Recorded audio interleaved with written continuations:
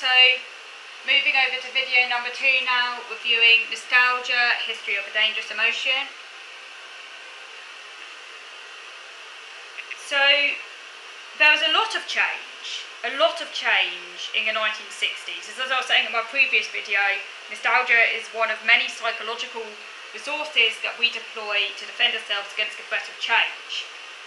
The 1960s was an era of huge change in America. For example, the Vietnam War, the assassination of Martin Luther King, Robert Kennedy, huge changes.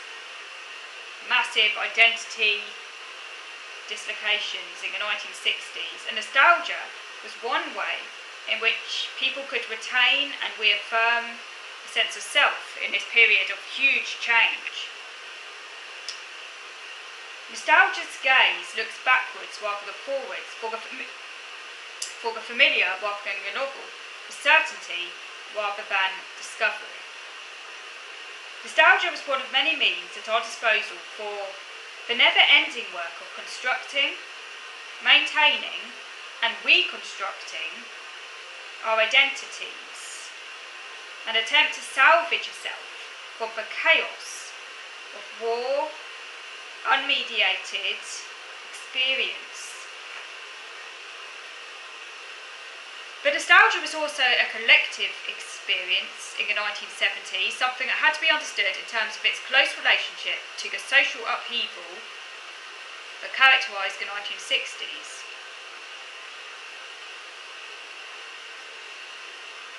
Now Davis, the guy I mentioned earlier, was very dismissive of nostalgics, because the 1960s was a decade of progressive social change. Yes, it was a decade of change, but it was a decade of progressive social change.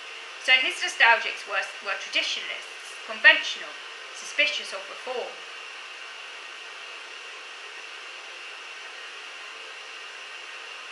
But there was also a new phenomenon in terms of how nostalgia was understood during this period, because unlike the nostalgia of previous decades, the nostalgia of the 1970s was big business.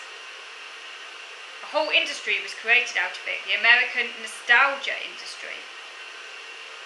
The idea that certain products had maintained their quality and stayed reassuringly the same, while the world around them pitched and rolled, was a theme that ran through the advertising of the 70s and the 80s.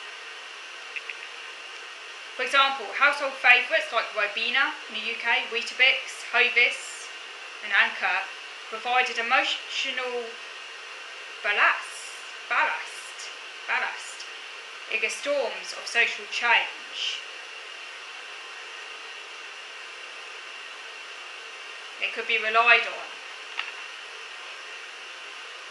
The 50 to 65-year-old age group are especially likely to show an attachment to possessions that evoke pleasurable memories.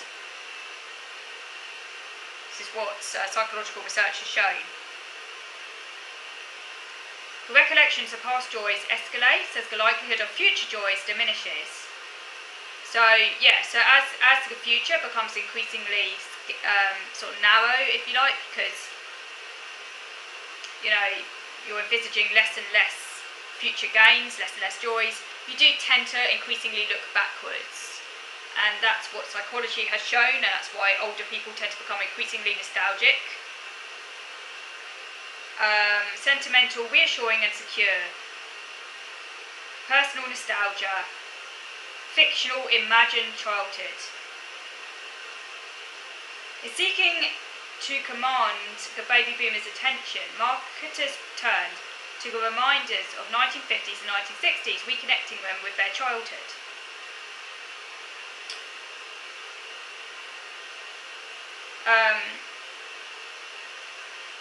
And this was based on the idea that in youth, people form enduring preferences which they return to throughout their lives. Throughout the 1990s, historical nostalgia became a regular feature in adverts. A yearning for a past one had never actually experienced. And this allows consumers to escape from the tedium of a day-to-day life and engage in a bit of time travel, what is called re-enchantment. Another aspect aspect of nostalgia that has been exploited has been a so-called Blitz spirit, and this has been exploited by British politicians since the 1970s. And whenever members of both Conservative and Labour governments spoke of so-called hard choices, straitened economic times, they often invoked memories of wartime rationing, and this served to legitimate the government position that resources scarce and spending should be limited. The keep calm and carry on slogan as well has often been used in this way. This made a virtue of moderate expenditure and individual stoicism to keep the peace among a population facing financial hardship. And people are encouraged to admire a strong, struggling but deferent working class, one that knows its place.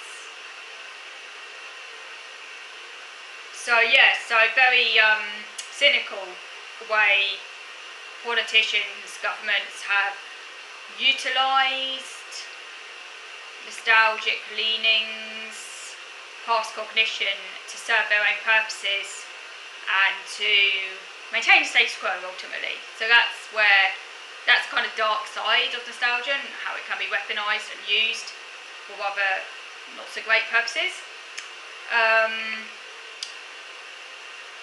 And the effect was as if social revolutions of the 1960s had never happened.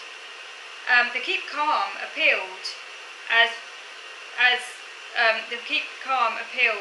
we actually returned to a pre-liberation era. So yeah, this is the dark side of nostalgia. This is the dark side of nostalgia marketing, playing on people's conservative desires for a retrograde world. Interestingly, by the way, if you really want to get into nostalgia, the children's games company Hasbro actually makes grown-up Play-Doh packs that smell like buttery popcorn. Now, I actually never knew about this, so I'm going to have to go and check that out, seriously. Play-Doh that smells like buttery popcorn. I never even knew such thing existed. This is designed to transport people back to the blockbuster stores of the 1990s.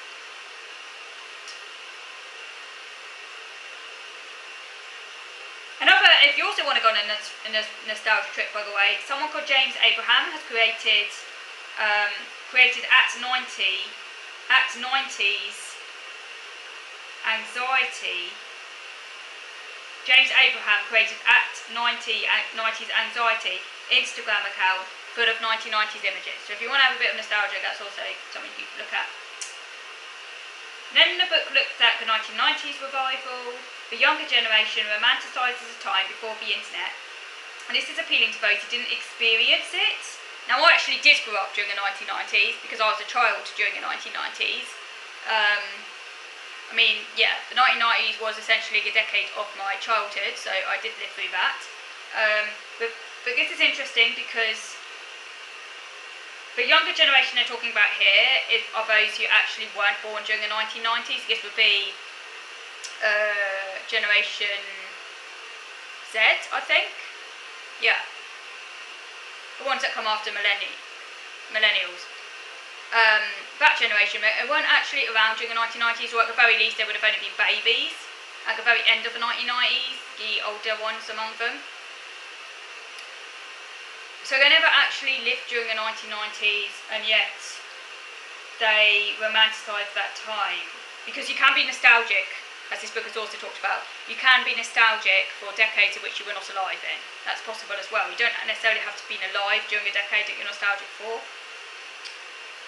Nostalgia is all about images, it's all about yearning, sentimental yearning. It's a very visual emotion, it's very visual, driven by images, objects, things like that. So cycling back to things they might have seen or done, safe and tested. And then the book also looks at the growth in medieval tourism, Victorian and medieval tourism. For example, places like Eglinton Castle in Scotland. And the new and restored Gothic churches, railway stations, pre-Raphaelite paintings. And this kind of fuels this. This all helps to kind of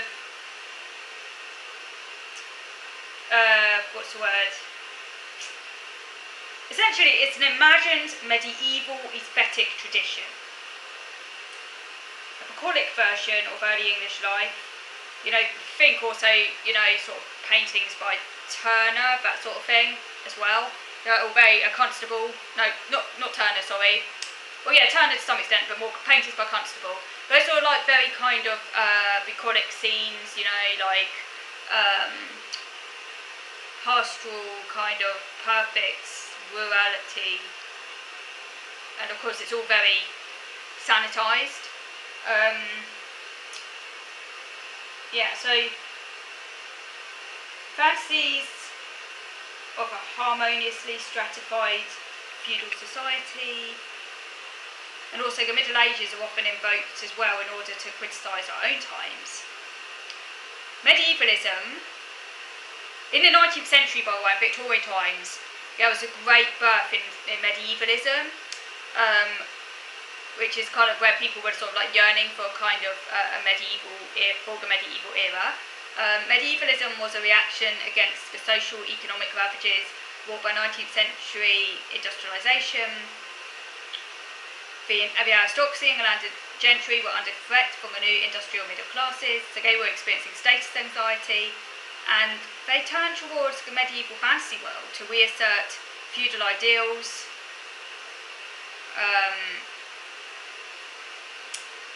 of a rigid social hierarchy for the aristocracy.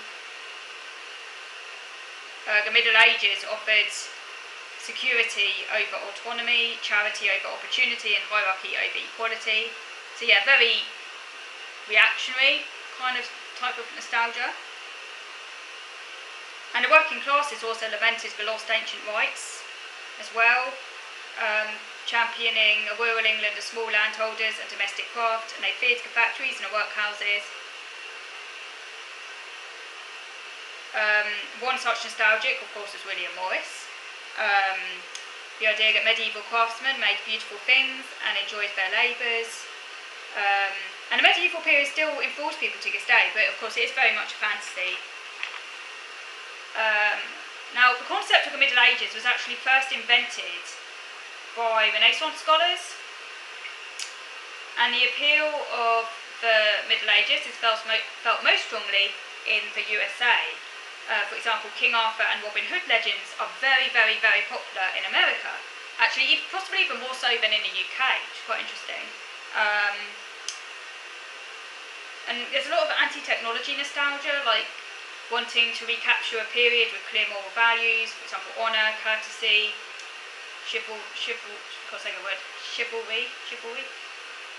So yeah, so the Middle Ages can actually be made to mean different things to different people. So there's often a countercultural rejecting of dominant values and the behaviours of society, seeking to reject self-interest, greed and modernism and replace them with a sort of romantic notion of chivalry. So it's not merely conservative, but amateur medievalists are regularly derided by trained historians. There's this idea that historical expertise requires a degree of distance, objectivity, that precludes play. It's seen as merely nostalgic, naive, a yearning for idolised past as escape. So there is this kind of divide between like professional historians and sort of amateur historians, where professional historians do tend to criticise amateur historians quite a lot, which is a bit unfair. So I'm going to stop now and I'm going to carry on this with you next time. I think this book has covered lots of very interesting topics, and I would like to discuss some of them a little bit further once I get to the end of this book, and do let me know your own thoughts, because I would also want to go through your comments as well. So thank you for watching.